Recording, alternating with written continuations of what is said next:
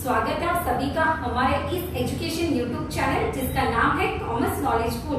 मैं हूं प्रोफेसर दिशिता सेठिया और हम पढ़े 12th स्टैंडर्ड का new syllabus of subject organization of commerce and management, जहां पे हम कवर करेंगे chapter number 4 business service.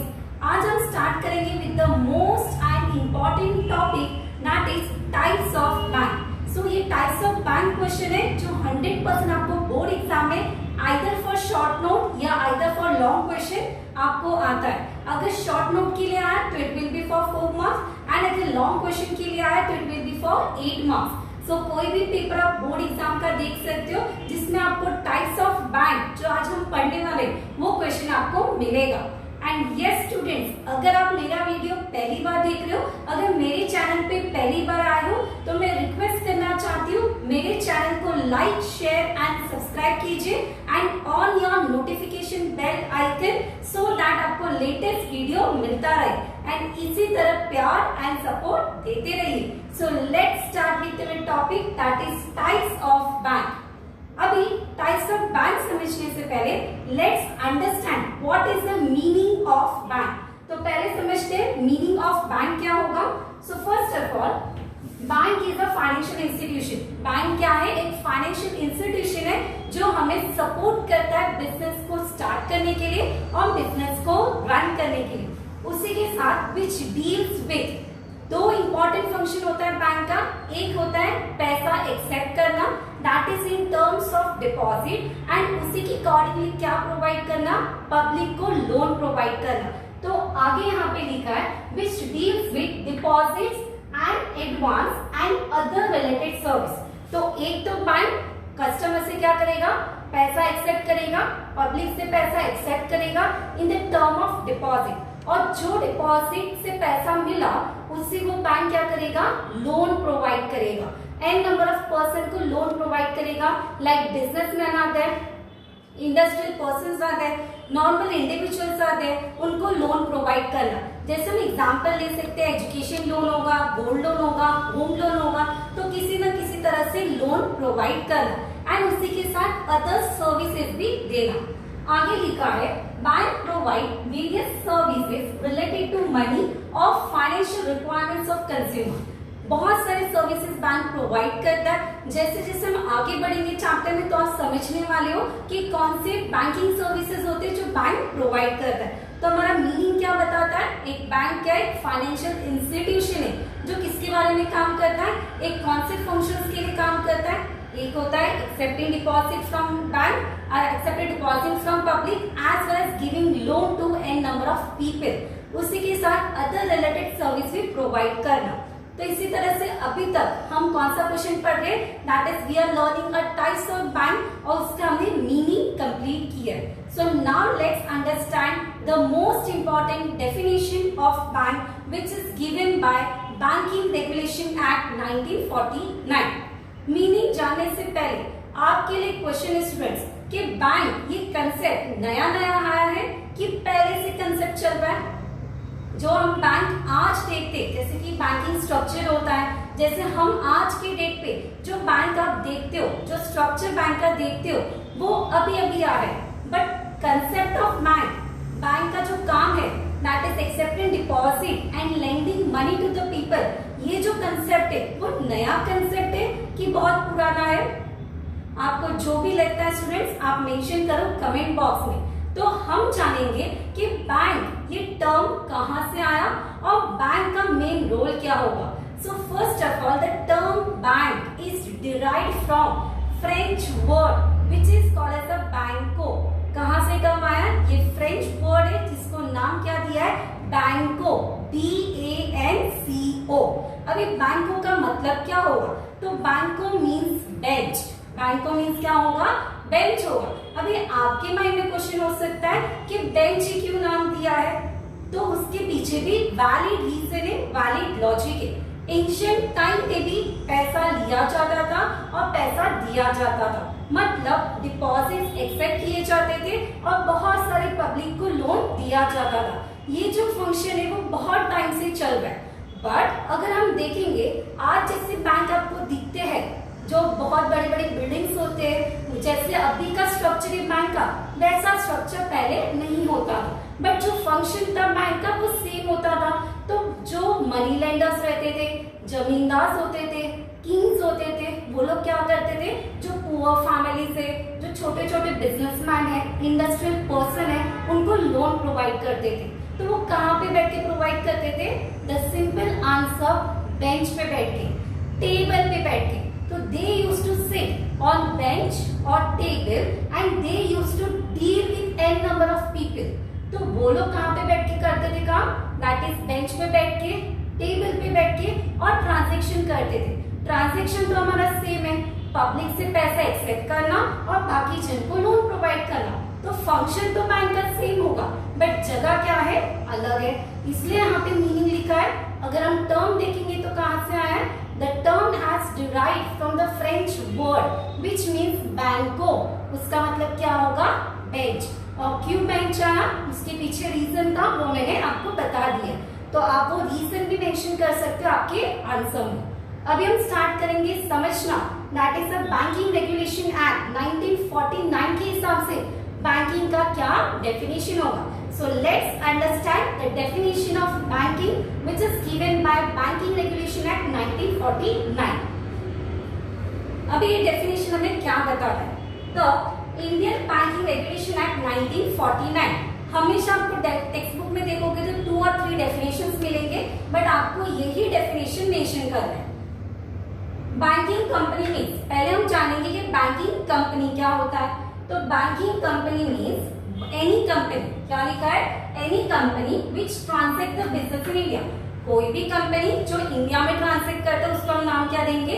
Banking company नाम देंगे। आगे लिखा है द वर्ड बैंकिंग का मतलब क्या होता है? तो banking has defined as accepting for the purpose of what? That is for lending और इन्वेस्टमेंट ऑफ डिपॉजिट। क्या लिखा है? लेंडिंग और इन्वेस्टमेंट ऑफ डिपॉजिट। तो आपको भी जो मैंने अंडरलाइन किए यहाँ पे वो आपको याद रखना है स्टूडेंट्स, दैट इज लेंडिंग और इन्वेस्टमेंट ऑफ डिपॉजिट। आगे लिखा है ऑफ मनी फ्रॉम पब्लिक। अभी जो भी एक्सेप्टेंस होता है, जो भी हम डिपॉजिट्स लेते, वो कहाँ से लेते? कॉमन जनरल पब्लिक से लेते। तो accepting the deposits from public, और भी पब्लिक का पैसा है, बैंक का तो पैसा नहीं है, तो जो पब्लिक का पैसा है वो हमें क्या करना होगा? रीपे करना होगा, रिटर्न देना होगा। अभी किस तरह से रिटर्न करेंगे? रीपेबल ऑन डिमांड और अदरवाइज। जो भी पब्लिक का पैसा वो डिमांड, किसके डिमांड के हिसाब से? पब्लिक के डिमांड के हिसाब से हम रीपे कर सकते हैं, और अदरवाइज विड्रॉ भी विल, हम पैसा विड्रॉ भी कर सकते हैं, राइट। अभी विड्रॉ करने का क्या तरीका होगा? तो एक तो हम चेक से विड्रॉ कर सकते हैं, ड्राफ्ट यूज कर सकते, या कोई अदर ऑप्शन हम यूज कर सकते। तो क्या मेंशन किया स्टूडेंट्स? रीपेबल ऑन डिमांड और otherwise and withdrawable by cheque, draft, order और अदरवाइज। तो आपको क्या मेंशन करना है स्टूडेंट्स? पूरा डेफिनेशन में एक पॉइंट आपको कॉमन होगा, that is accepted deposit from public and repayable on demand और otherwise as per what? As per cheque, draft और अदर ऑप्शंस। स्टूडेंट्स ये थोड़ा सा आंसर बड़ा होगा, बट बहुत ज्यादा इंपॉर्टेंट है आपकी बोर्ड एग्जाम में। तो स्टिल नाउ अभी तक हमने क्या कंप्लीट किया? We have done only with the meaning and definition of bank. तो अब वो डेफिनेशन ऑफ मीनिंग को अच्छी तरह से याद करना, जो मैंने बोर्ड में लिखा उसकी तरफ से आप समझना, and still any doubt if you have you can do mention in the comment box. आपको रिप्लाई जरूर दिया जाएगा। Now we'll start with the actual answer, that is types of bank. Okay students, थोड़ा सा बड़ा है but बहुत ही आसान और मजेदार है। So let's start with our actual question, types of bank। अभी अगर हम यहाँ पे देखेंगे तो टाइप्स ऑफ बैंक बहुत सारे, आपको टोटल यहाँ पे 9 पॉइंट्स दिए, ठीक है। हम आराम से एक एक पॉइंट को समझेंगे। सो पहला पॉइंट होगा दैट इज सेंट्रल बैंक। सबने सुना है स्टूडेंट सेंट्रल बैंक, ठीक है। अभी सेंट्रल बैंक का दूसरा नाम क्या? तो पहले दूसरा नाम समझने से पहले उसका रोल समझते। तो central bank is a bank who channelise the money as well as to control entire banking system। अभी ये तो बहुत टेक्सचुअल लैंग्वेज हो गया, उसको हम आसान बनाते। पहले तो बात, central bank is called as apex bank. क्या मैंने बताया? Central bank is called as what? Apex bank. अभी अपेक्स बैंक का मतलब क्या होगा? That is it is a main bank. Apex bank का मतलब क्या होगा? Main bank. अभी मैंने उसको मेन बैंक क्यों नाम दिया? फर्स्ट ऑफ ऑल, जो भी बाकी बैंक है जैसे दैट इज कमर्शियल बैंक, दो बैंक होती है, एक होता है सेंट्रल बैंक, दूसरा होता है कमर्शियल बैंक। तो कमर्शियल बैंक को मैनेज कौन करता है? कमर्शियल बैंक को कंट्रोल कौन करता है? तो your answer will be what? Central bank. जो भी बैंक को कंट्रोल करना, डिसीजंस लेना, मॉनिटरी पॉलिसीज के बारे में डिसीजंस लेना, वो सब कौन करता है? Central bank. So entire banking system is run by which bank? Central bank. इसलिए हम उसको नाम क्या देते हैं? Central bank is called as apex bank of banking system. ये आपका पहला पॉइंट होगा। सेकेंड पॉइंट, ये बैंक कब एस्टैब्लिश हुआ था? It was establish in the year 1935। ये कब एस्टैब्लिश हुआ था स्टूडेंट्स? In the year 1935। ये बैंक नेशनलाइज कब हुआ था? इन द ईयर 1949। नेशनलाइज कब हुआ था? इन द ईयर 1949। तो आपके पास 3 पॉइंट रेडी। पहला पॉइंट क्या? Central bank is the apex bank of India.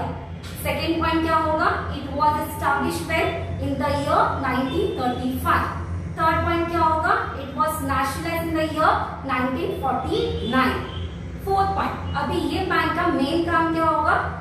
This bank has a proper channelisation of money, या this bank control entire banking system. तो आप फोर्थ पॉइंट डालोगे, this bank control entire banking system. Point number 5, this bank has authority to make a money as well as to print currency. This bank has authority to print currency of any denomination. सबको पता होगा कि note कौन बनाता है? हमारा पैसा कौन बनाता है? That is central bank. Currency कौन प्रिंट करता है? Central bank. तो central bank has authority to print currency notes except 1 rupee denomination which is printed by government of India.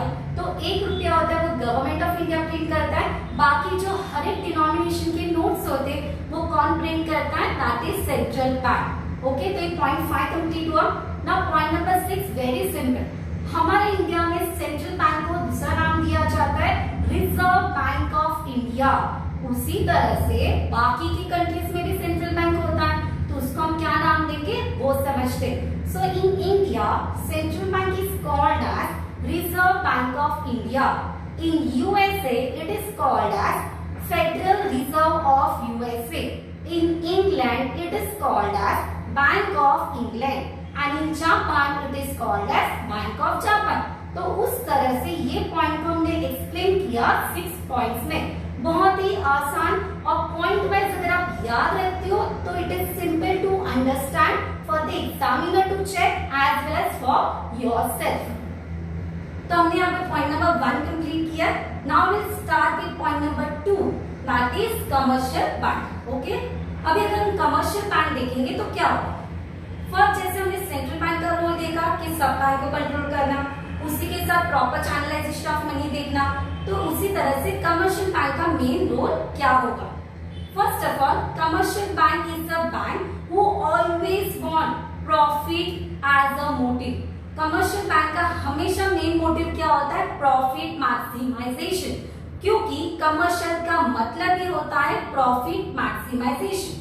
So first role commercial bank का क्या होगा? To make a maximum profit. Second point अगर हम देखेंगे तो commercial bank किसको loan देगा, किससे पैसा एक्सेप्ट करेगा? तो जो कॉमन जनरल पब्लिक है उससे पैसा एक्सेप्ट करना, और किसको लोन देना? तो जो स्मॉल इंडस्ट्रियल्स है, बिजनेसमैन आ जाए, ट्रेडर्स आ जाए, इन सबको लोन प्रोवाइड करना, ये काम किसका होता है? Commercial bank.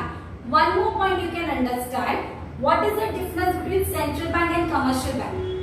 सेंट्रल बैंक का कॉमन पब्लिक से कोई रिलेशन नहीं होता है, कोई कांटेक्ट नहीं होता है, बट कमर्शियल बैंक का डायरेक्ट कांटेक्ट किससे होता है? पब्लिक से होता है।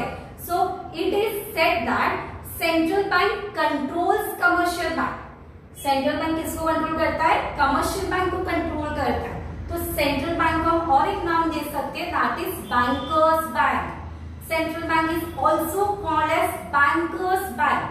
सबकी बैंक, सेंट्रल बैंक, सबकी बैंक सेंट्रल बैंक। समझ में आया स्टूडेंट्स?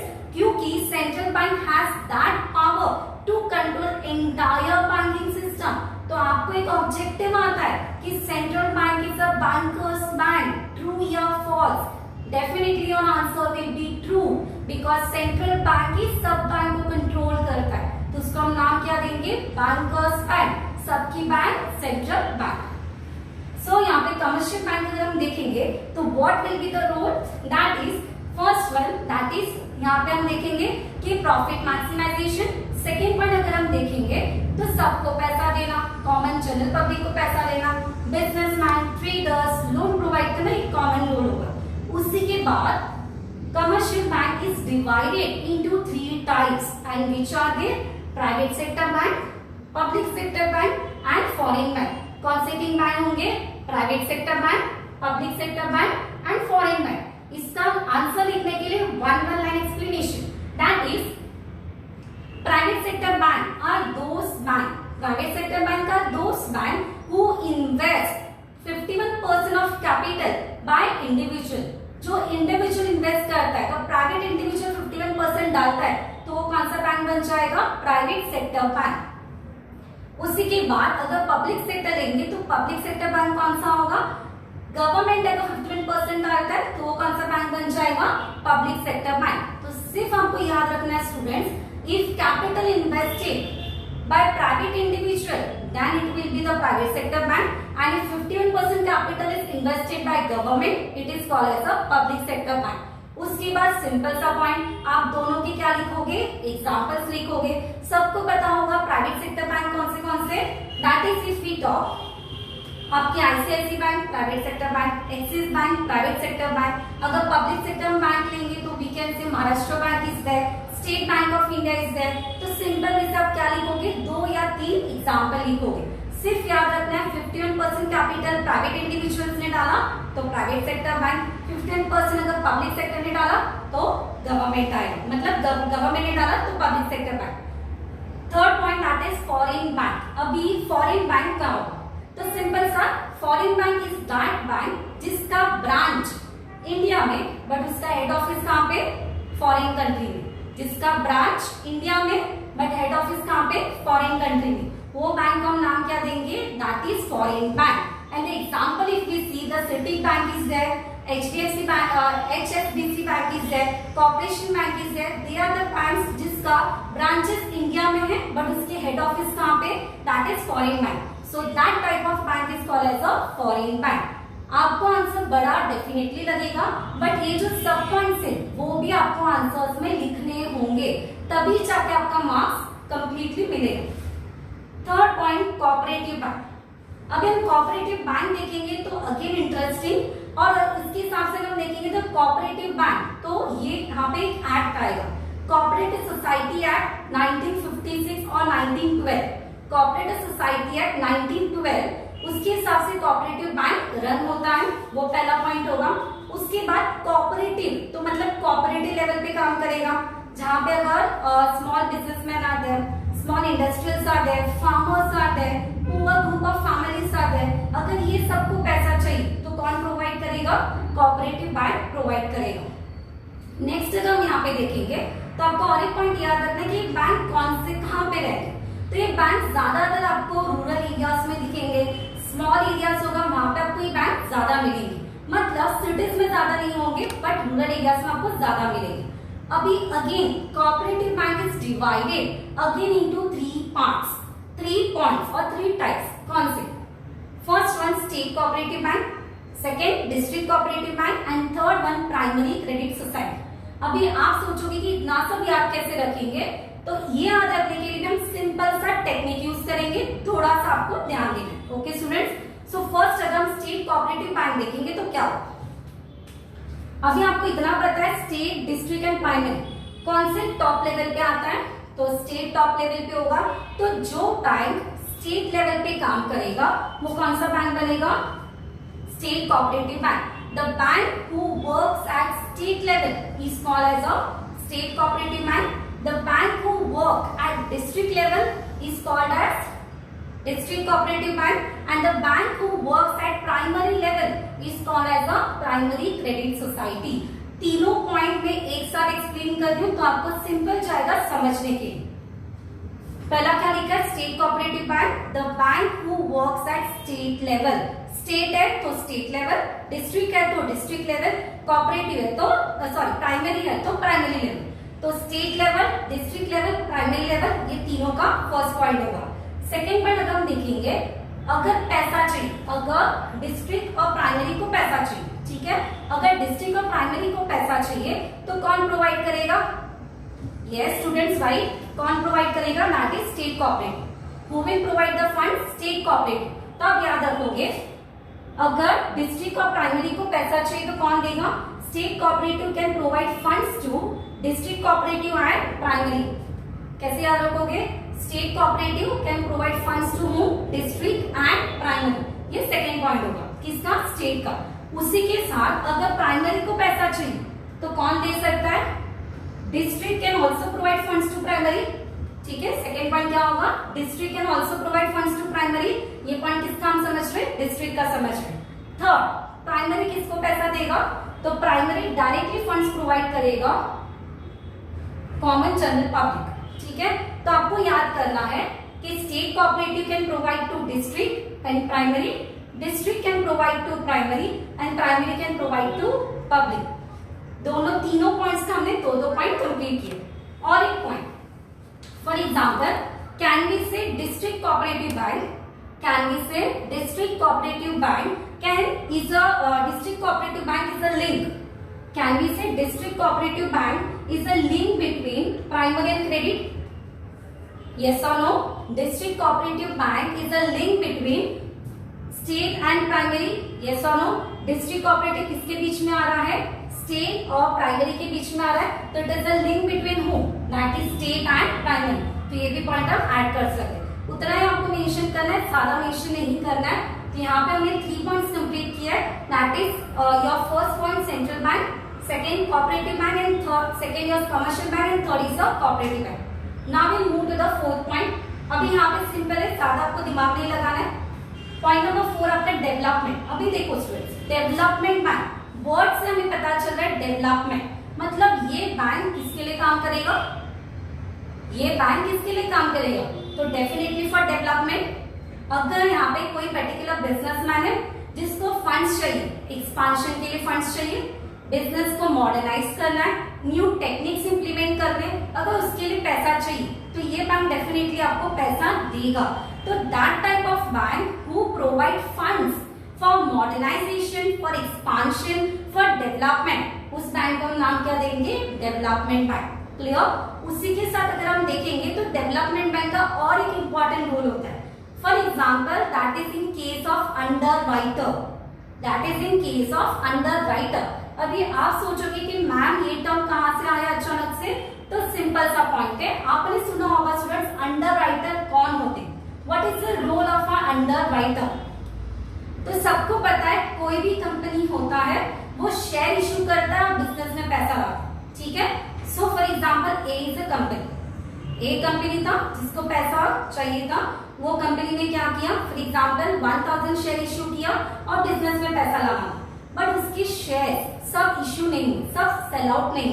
तो यहाँ पे वो बैंक ने क्या किया, वो कंपनी ने क्या किया, 1000 के बदले उसके पास सर्टेन पैसा है, दैट इज ओनली 800, उसके सिर्फ कितने शेयर्स बेचे सेल आउट में? That is only 800 share sell out में। ओके, अभी आप सोचोगे कि 1000 शेयर सेल आउट नहीं हुए तो ठीक है, 800 शेयर सेल आउट हो गए, उतना पैसा हमारे पास आएगा और हम कंपनी स्टार्ट करेंगे।